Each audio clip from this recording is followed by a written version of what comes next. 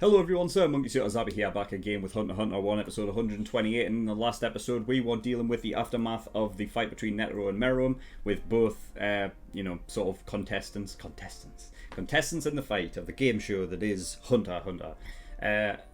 The aftermath of that, the nuke that caused magma flow because it was that hot to actually melt rock. So we had the likes of Shia and Yuppie. They saw the explosion happen, rushed over there, and actually found the carcass of Meruem, the charred remains of him, or the solidified, whatever it is. I still don't know what it is yet. It could be either or. Either way, he's done. He's dead. That's it. Confirmation right there. Dead. So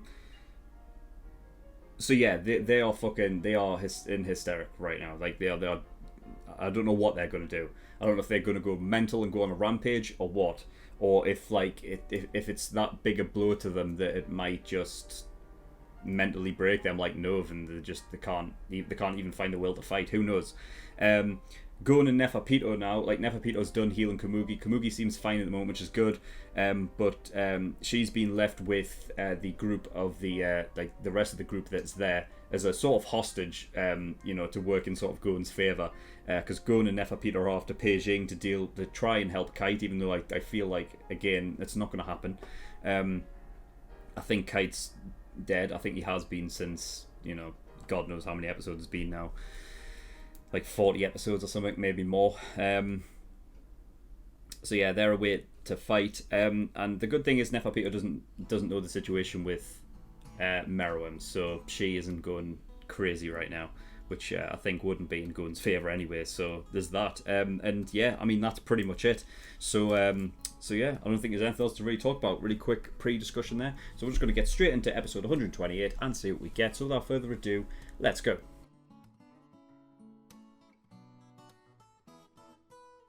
Okay, episode 128. Well,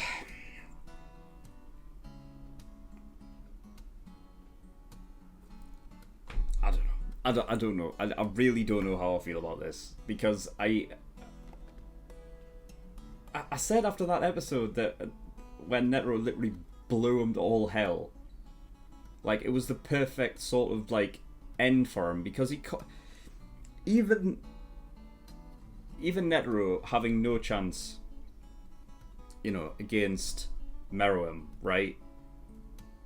The best option he possibly had was that going into that fight, he had that, that fight ender in a way with the nuke, and having that up his sleeve the whole time, so he had the jump on him, and no matter which way the fight went, it would have always ended one way with that. So I mean, and I'm just like, they set this up for that to be the end for it, because I was like, connecting it with obviously the board games as they were, you know what I mean. And it seems like that was the only way to take him out, because because Meruem is so attentive and being able to just almost picture every single move. And so he'll go through each and every one till he finds the right solution, kind of thing. I just figured that the only solution that he wouldn't have thought of beforehand was something almost like an illegal play, where you just swipe the board. I made that analogy. It's like playing a game of chess, and then before he hits checkmate, you just wipe the board clean. It's like, well, you didn't win. I didn't either, but we both sort of like lost. So it's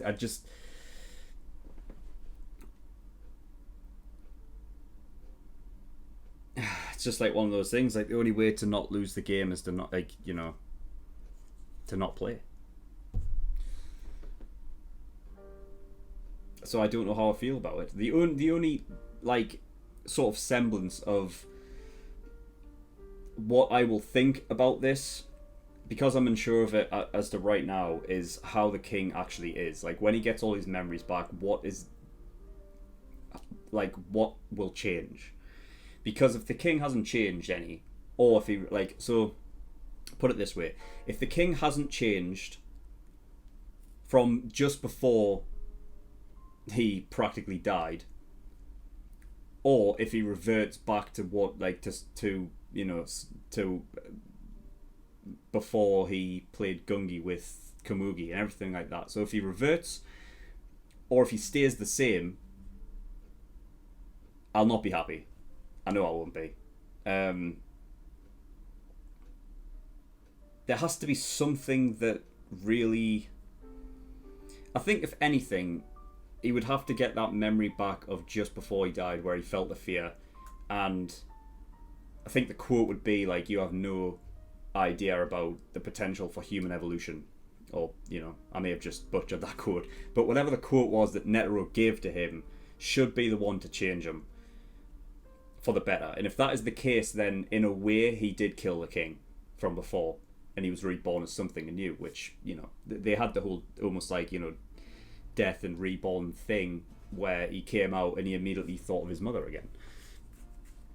So obviously something has changed, because this is the thing with him, even like coming out of that explosion even stronger. It's just like, now what then? Because Netero's gone, right? He gave up everything just so the king could be reborn again, which is why there needs to be a change within the king. Otherwise, I'll just be pissed off. And they've already played their hand of a surprise attack, of an explosion. So that's not going to work again. And he's also stronger this time, so who knows? He may be able to outrun it. He may be able to you know, even take a full brunt of that explosion. Who knows? All we got was he's stronger now. So I feel like the only way around this is for him to be a different character now. Like, for him to have changed his views on what he was, and not be a, you know, this communist fucking society that he's hoping to build and everything, and, you know, be this sort of dictator. So I'm hoping that is the case. Like I said, it's going to have to be something to sort of slowly digest over the course of these next few episodes when he gets his memories back, and then he decides what he, like, you know, what he is as a character and where he needs to go next, and that'll determine whether or not I like the idea of him coming back. You know, it's kind of like the same way I almost felt about Game of Thrones, the final season. After episode 3, there was so many people that were so pissed off because of how the Night King ended and everything like that. And I was like, well, we'll see how that develops over the course of the next few episodes. And then because of what happened in the next few episodes, it was a tragic end. So I'm kind of in that stage right now. I just need to see how the king sort of develops as a character, because like I said, if he's changed, then at least he was sort of like the king of before did actually die, and then he was reborn anew into something different. But the thing is, though, it's like this show is primarily a shonen and whatever. Like, your mind automatically thinks like, well, the idea he's just come out stronger, so it's just like, well, you know, he's clearly still the big bad guy, but like, who's gonna come in? You know, Jean? I don't know. Who else is stronger than Netero? I feel like only Jean would be, really, right?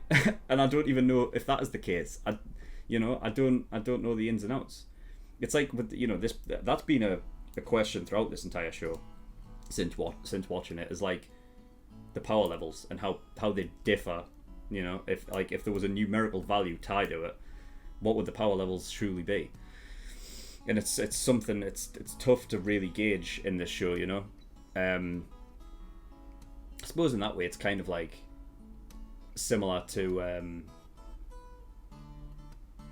Dragon Ball Z, because they had I suppose across loads of shows it's kind of just like one of those things where they just power up and now they're stronger than the other one, and then, you know, they power up and now they're stronger, and it's basically just power up until someone lands the final blow. You know, but with the ins and outs and the differences between the sort of ways they can fight and use Nen in this show, it's very expansive. So I don't know. I mean, I don't know if Jean would show up to fight. Yeah, fucking God knows. But it doesn't matter. He's back now anyway. So yeah, we had Shia feeding himself to Meruem, Yuppie feeding himself to Meruem to bring him back, and that was a that was an odd scene. It was so weird. I mean, that just made it even more weird. Like, not the fact is that I wasn't sure about it at first, and then that's how they do it. That's how they bring him back. Made me feel about it like a lot less. I was like, okay. The only thing I did like about it was the whole motherhood thing. How Meruem actually thought about his mother, whereas beforehand, the first time he was born, he didn't even reach the end of that sort of pregnancy cycle and come out normal. He just burst his way out of her and didn't even care about her. So it's nice that she got that, I suppose, because she was like a loving mother to Meruem for like, the time that she had. Like, even though he essentially killed her when he came out, she still felt that love for him even till like her last dying breath. So it's nice to see that sort of came back, and now he has some he was thinking about that, and now because of that, Yuppie and Poof are now considered queens. So was that like an actual legitimate evolution that they had then, and now that they can like literally eat something and then birth something from that? Ugh. I don't know if I want to see that, to be honest. Ugh. So yeah, there is that. I think what does, like, when I say that, like, I hope that Meruem has changed. I think he has. So I am sort of keeping a positive and open mind about how this character goes on and moves forward, and doesn't just become what he was before the explosion happened, and he's the same character. Because when he came out, he said, call me Meruem or whatever. I suppose there's that memory haze that he's got going on, so the idea of like him being a king and everything like that is all kind of hazy, and it doesn't really make sense or whatever. But it seems like, writing wise anyway, it's to make him more human. Like, don't refer to me as king, refer to me as Meruem. So it's a name, it's not a title. So I guess in that regard, there's a change there. So I am sort of open, and I do have a sort of positive outlook going forward as to how he's changed, and hopefully it does work out the way that I sort of envision. I'm hoping anyway. We'll see. I mean, I suppose because this show's done things where I've been like, oh, if they do this, I'm not going to be happy. I may not have said it, but like I might have been like, oh, I hope it doesn't go this way, and then it does go that way, but it's surrounded by like they got to that end through like a different means, and because of that I was like, actually, you know what, I do like it. So who knows, we'll just have to wait and see. I hope like nobody's like annoyed at how I feel about the king coming back or anything like that. It's just I'm explaining how I feel. It's the only thing I can do, really. You know what I mean? I react, I discuss, I tell you how I'm feeling about a certain thing. And up until this point, I haven't been unsure about it. The only other thing was there was when Chrollo lost his sort of Nen abilities, right? Because of what Kurapika had done, and because of that, like the Chrollo Hisoka fight never happened. And I remember like being like, "Fuck, that's a buzzkill," But after like it was explained and everything like that, I understood why, and it was I was fine with it. But this is all like a different thing. I hope, like I said, I'm keeping a positive open mind. I'm sure they'll not steer us wrong because they haven't since the beginning of the show. But I'm just telling you how I feel about the whole situation anyway. So yeah, there's that. And then at the very end there, we had Shia obviously, making this out to be like the perfect chance to take care of Komugi, because the king wasn't, Meruem wasn't aware of Komugi at that point because of the memory loss and everything, the temporary memory loss. That this would be his perfect chance to take her out and not receive any, really not have to deal with any of the consequence after as well. But it kind of just really tells you how Shia is compared to Yuppie and Neferpito, because Neferpito and Yuppie seems to do things strictly for the king. Under what they basically see the king as like, right, what would the king want me to do? That's what I'll do it. Whereas Shia seems to, it's like Shia's ability to evolve hasn't yet, and by evolve I mean like mentally. Neferpito and Yuppie we've seen change, whereas Shia's stayed the exact same throughout. and it's like he just has this like inability to change, or want to really. Like he still retains like that full 100% instinctual nature towards the chimera ants and everything like that. That's why he was saying like for the betterment of what like the Queen wanted me to do and stuff like that. He was saying that towards them when he went in, and then completely I wasn't expecting anything to happen there. I thought they may have just I don't know, walked off somewhere to take her out of the palace and somewhere safe, but essentially setting up an ambush because Pom saw him at one point, meaning that she could use her crystal ball to able her divination ball or whatever to see that he was coming here, and therefore they set up a trap for Knuckle to use Mellow and then attack him, which amazingly I just love how it's so there's something about it that's like so smart that I just never would have thought of, and it's just that thing of because he attacked his clone. I mean, because technically, I mean, you call them clones as sort of like an easy word to use to describe it, but really it's just like an extra part of him. It's not the real part, but it's still part of him. So therefore, when you attack that part of him, it goes to where his real body is, and that's where it is. And fucking Meruem picked up on it. So I don't know if this is the thing when the king gets his memories back. It's going to be interesting to see how, because it seems like Meruem came back and he knew immediately that Shia was lying at one point. So it's like his awareness has been upped as well. So it makes me wonder if when he gets back, is he going to see through this whole thing of Shia being all for himself? I honestly don't think Shia's got a long lifespan right now. I think he's the first to die. I think I said this back a few episodes ago. Like, I think because Shia's like, he's not, you know what I mean? I just think he's just not there like Yuppie and Neferpito are. I think he was like all out for himself, and if the king even gets a whiff of anything like that,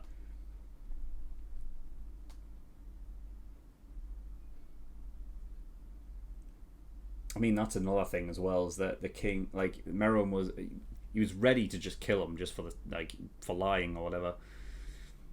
So that instinct is still there. That's what makes me worried.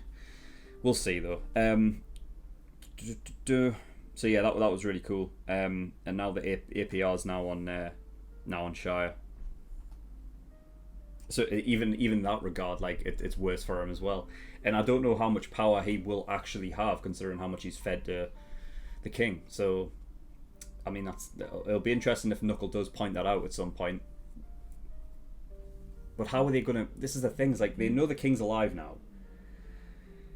Are they gonna wait around? I don't know if they have time to get out, because they've got Kamugi, right? So that it's not gonna be fast. They're gonna be there in like the next couple of minutes. They're not gonna have time to get out, are they? They're just gonna have to wait around.